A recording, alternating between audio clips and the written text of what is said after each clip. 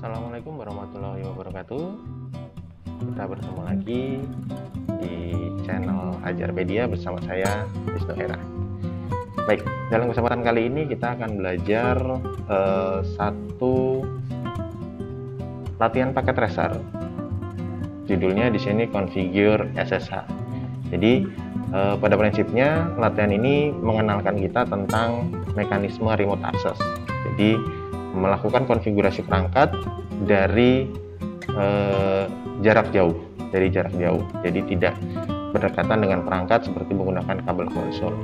Nah, dalam mekanisme remote access kita bisa lakukan melalui dua cara. Yang pertama kita bisa gunakan telnet, yang kedua kita bisa gunakan SSH. Telnet kalau dikatakan di sini adalah metode yang insecure, jadi tidak aman. Kenapa kemudian tidak aman? Karena segala bentuk komunikasi yang kemudian dikirimkan melalui telnet itu dikirimkan dalam bentuk plain text. Nah, sehingga ketika di tengah-tengah ada yang kemudian melakukan capturing paket kita, maka semua informasi itu bisa langsung terbaca. Dan itu dianggap tidak aman untuk remote access. Untuk itu kemudian diciptakanlah yang namanya SSH, Secure Shell. Dari namanya saja sudah secure ya. Di dalam SSH itu ada metode enkripsi yang kemudian ditanamkan sehingga komunikasi yang dijalankan tadi tetap dalam bentuk plain text tapi dibungkus, dienkripsi menggunakan metode enkripsi tersebut. Nah, di latihan ini kita sudah dibukakan jalur telnet dari PC1 ke switch 1 berdasarkan konfigurasi yang ada di topologi ini. PC1 memiliki IP 10.10.10.10, sedangkan switch VLAN satunya memiliki IP 10.10.10.2. Nah, di sini kita diminta untuk masuk ke switch 1 melalui akses dari switch satunya. Nah, sekarang kita masuk melalui command prompt. Kita gunakan telnet ke 10.10.10.2. Oke, ketika ditanya password, di sini disampaikan bahwa passwordnya adalah Cisco. Maka kita inputkan passwordnya Cisco. Nah, sekarang kita sudah masuk ke yang namanya user mode, ditandai dengan adanya kurung siku di sini. User mode. Sekarang kita harus masuk ke akses yang lebih tinggi untuk melakukan konfigurasi-konfigurasi yang lain. Perintahnya adalah enable dengan password yang sama, Cisco. Sekarang kita sudah masuk ke privilege mode, ditandai dengan tanda pagar di sini. Nah, di privilege mode kita diminta untuk menyimpan konfigurasi yang sekarang sedang berjalan, atau dalam command Cisco itu disebut sebagai running config. Disimpannya kemana? Disimpannya ke startup config yang ada di NVRAM. Perintahnya adalah copy running config startup config. Nah, jadi perintah ini yang kemudian kita gunakan untuk melakukan konfigurasi penyimpanan running config ke startup config. Kemudian kalau kita lihat di sini, seluruh password dikatakan masih dalam bentuk plain text. Coba kita lihat. Show run, benar. Di sini password masih dalam bentuk plain text. Di sini passwordnya Cisco. Kemudian kalau kita lihat di bawah, jalur VTY, jalur yang tadi kita pakai untuk telnet, itu juga passwordnya masih dalam bentuk plain text. Nah, sekarang kita akan enkripsi si password tersebut. Tapi sebelumnya kita harus masuk dulu ke mode global config. Perintah yang kita perlu inputkan adalah service password encryption. Kalau kita coba sekarang, seharusnya passwordnya sudah terenkripsi.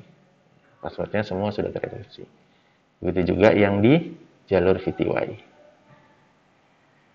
Oke, sekarang kita akan melakukan generating domain name dan kunci enkripsinya. Kita pertama akan buat dulu domain name. Jadi domain name itu nantinya digunakan untuk mengenerate kunci. IP domain name yang dipersyaratkan adalah netAcad.php. PKA.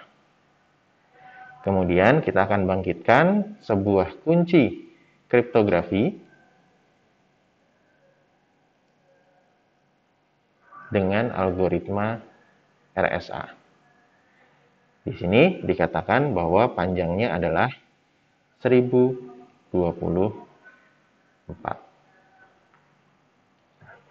Sampai di sini kunci sudah terbentuk. Artinya SSH siap untuk diimplementasikan. Untuk bisa masuk ke dalam SSH, kita harus punya username dan password. Maka di sini kita diminta untuk membuat sebuah username dengan nama administrator dan password yang secure atau disebut juga secret, dengan secretnya adalah Cisco. Username administrator, secretnya Cisco. Kalau kita lihat di sini, SSH sudah enabled. SSH-nya sudah enabled. Kemudian, jalur yang tadi kita masuki via telnet, jalur VTY, itu juga harus diamankan. Harus diamankan dengan username yang barusan tadi kita buat. Sehingga kita harus buat login lokal. Tujuannya agar ketika nanti protokol SSH itu dipanggil, dia akan memanggil database username di lokal. Jadi kita tidak menggunakan database username di luar, seperti misalnya pakai Radius atau yang lainnya, tapi kita menggunakan database lokal yang tersimpan di environment si perangkat. Login lokal. Kemudian, karena telnet itu tidak aman, maka kemudian diminta untuk dibuang. Tidak boleh. Yang boleh hanya SSH. Maka perintahnya transport input SSH. Kemudian tadi sudah ada password telnet. Nah, karena telnetnya sudah disable, maka password telnetnya pun harus kita hapus. Harus kita hapus. No password Cisco. Oke. Sampai di sini selesai. Kemudian kita akan lakukan verifikasi. Kita akan cek apakah konfigurasi yang tadi sudah kita lakukan itu sudah benar.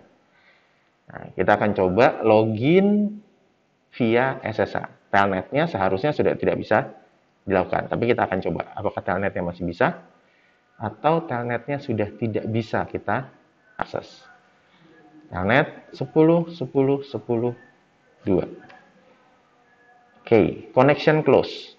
Jadi diblokir karena di jalur VTY-nya tadi sudah kita konfigurasi bahwa hanya SSH yang boleh masuk. Sekarang kita coba SSH min-l dengan username administrator.